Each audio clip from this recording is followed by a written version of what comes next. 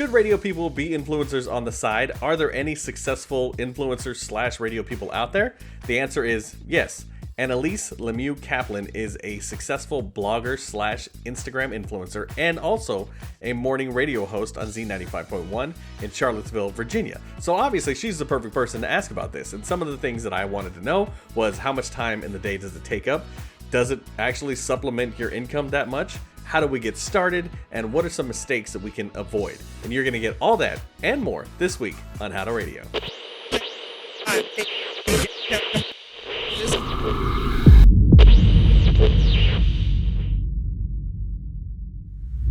What came first? Was it radio or was it blogging? So actually, influencing came first for me. But before I go into that, I want to say that it's so funny. Growing up as a kid, I dreamed about being on the radio, and I also dreamed about having a career that had writing in it as a part of it as well. And I get to do both of those things as an adult, which I don't take for granted for a single day. But blogging came first. I started my blog, Southern Belle in Training, as a freshman in college on my 18th birthday. I'm a little young for my year, so I turned 18 about a month or so into the school year. And I was going to college out of state. I've always really just like enjoyed fashion, not so much as a career, but just for myself, personal style. And I thought it would be fun to show off all the cool outfits that I wore to class every day. Like I was the college freshman in like a skirt and heels, way overdone. And then plus going to school out of state, just to write about college life for people back home to enjoy keeping up with. And at the time, I was going into college, as a communications major, hoping to be in radio, maybe TV. But I had no clue that this project that I was starting on the side, just for fun, would ever tie in so much to my future day job career. What year was it that you started the blog? 2012. It's actually going to be 8 years next week. I'm not sure when this video is coming out, so maybe it'll be 8 years by the time this is live for everyone. It's crazy. Yeah, I've heard that from a lot of bloggers. They started years and years and years ago. Do you think blogging is still relevant now? 100%, but I do think the industry has changed and shifted so much. At the time that I started, there were so few people doing it as a full-time career.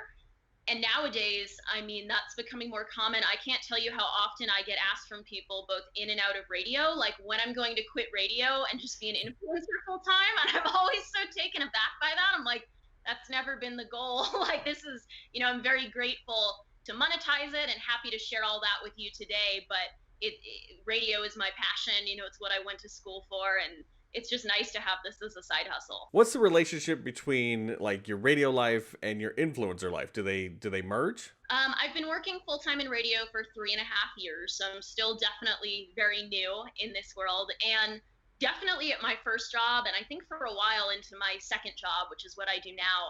I really tried to keep the two as separate as possible. I'm not really sure why. I guess maybe because the blog was just, something I'd done on my own before I got hired, and I didn't really want the two worlds to mesh very much. But it's crazy how many skills you can transfer from one to the other between being able to write posts that I think people actually enjoy reading and have a unique voice for the station website, for our morning show blog, the photography skills that I've learned through it. And I think most importantly, confidence, because when you are an influencer, blogger, YouTuber, when you're negotiating sponsored opportunities and deals or collaborating with others, you're doing that all on your own. Like you are your own boss and manager and all of that. And it's so funny because I still get nervous, negotiation meetings for my day job, but I do all this with brands over email all the time and don't even think twice. So I'm assuming people watching, including myself, aren't influencers. So how do we get started? How would you start if you had to start all the way over today?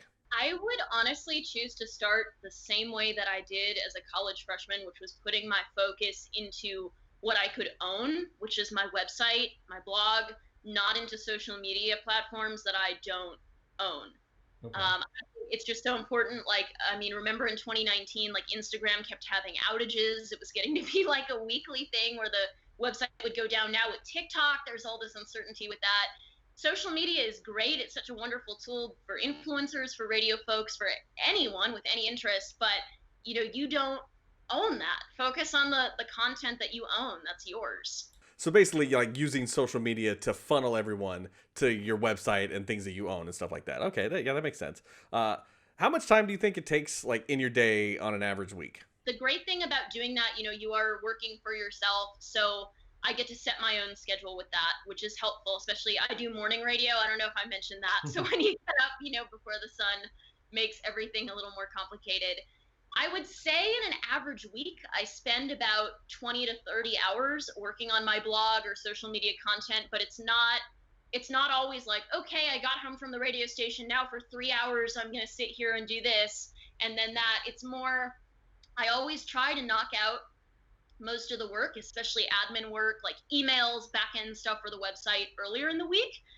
I mean, being in mornings, as it gets later in the week, by like Thursday, Friday afternoon, I'm pretty tired. Yeah. So I also spend a lot of weekend time working on stuff as well. But it is nice to kind of set my own hours versus having like a second job, in retail or something like that, where you have to do it at time. What common mistakes do you see people making that are trying to be influencers? There are so many wannabe fashion bloggers on Instagram with websites as well, YouTube channels these days. They're all talking about the same clothing, trying to get you to buy it from their affiliate links.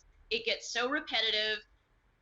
What's unique about you? What makes you authentic that people will want to follow you? And I think radio people, we have this advantage because, when we do our shows, we're sharing our authenticity with our voice, with the listeners. So how can you translate that into something you're doing on your own?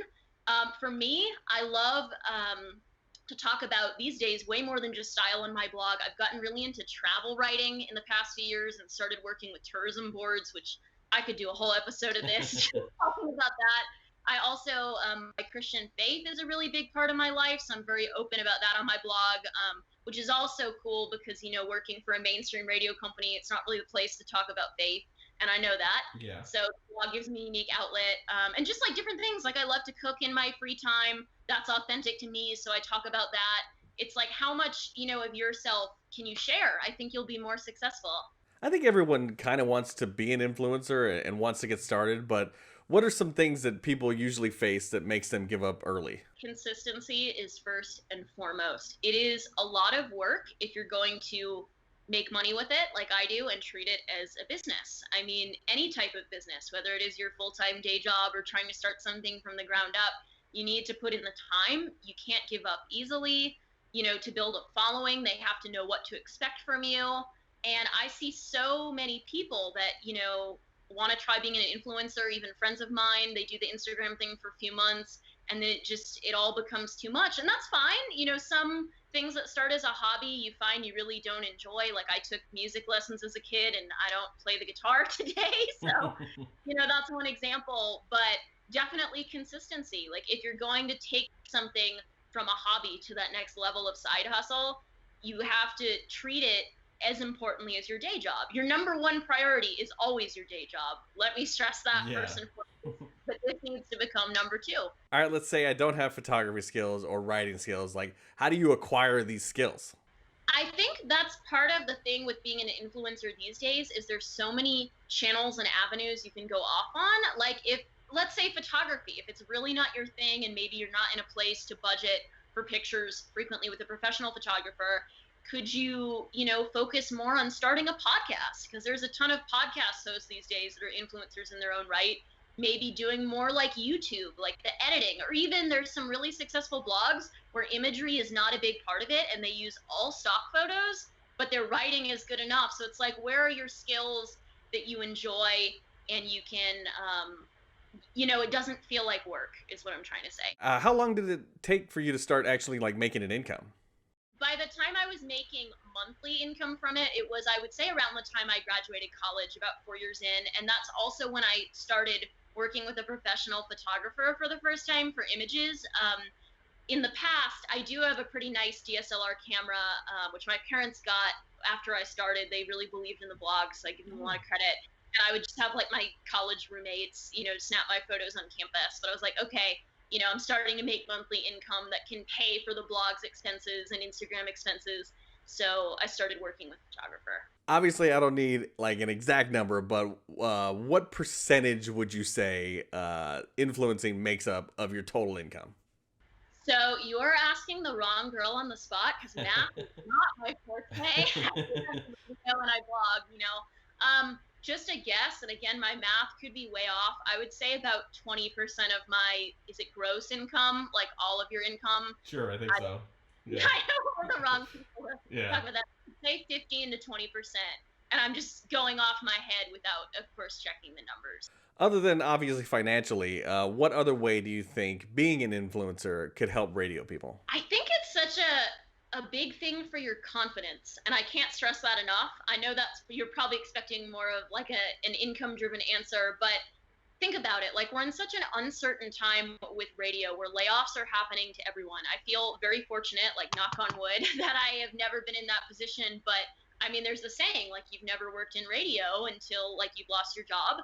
And I think, always living in your work experience with that fear, that can really like do a lot to you anxiety wise and just to you as a person. And I think even make you lose confidence. So being able to have something for me like my blog that is completely my own and part of my identity, God forbid, I hope I do never have to go through losing a job, but if I do, I know that I'll be okay. Not just for the income part, but more importantly, like, I know who I am, and that's also a part of my worth. My worth isn't defined by being behind the microphone every morning. How important do you think social media and interacting and influencing and things like that are going to be in the future of radio? Very important. I think that there's so much research showing that the reason that people are still choosing radio is because they love the personalities. It's not the music. It's certainly not the commercials because, streaming is out there. There's other things, but the listeners, they want to connect with their favorite personalities, and they, in this day and age, they want to connect through them a lot more than just listening for 15 minutes on their morning commute. They want to follow you on social media, watch videos if you're making them, read stuff about you. They, want to be invited into your lives, and this is a great way to do that. How can everybody find you on social media, and are they allowed to like email you or reach out to you for questions? Absolutely. I would love nothing more than to answer anyone's questions who also works in radio, and I love making new friends around the country in the business. You can find me, my blog is southernbelleintraining.com, which the name comes from, I'm originally from Maine, I'm from New England, and I went to school in North Carolina. So it fit at the time, and I still live in the South, so it still fits. And on social media, I'm Miss_ALK, which is my initials, on Instagram, on Twitter, Pinterest, if you're into that. And then for Facebook, I have 2 pages, one for radio in the morning show and one for the blog. Well, Annaliese, thank you so much for taking the time and coming on and chat with me. I think we all learned a lot, so I appreciate it. Thank you. This was wonderful. And again, if you have any questions about this, I feel like especially for the women in radio too, because there is really a whole market for female influencers right now, please reach out to me. I'd be happy to help.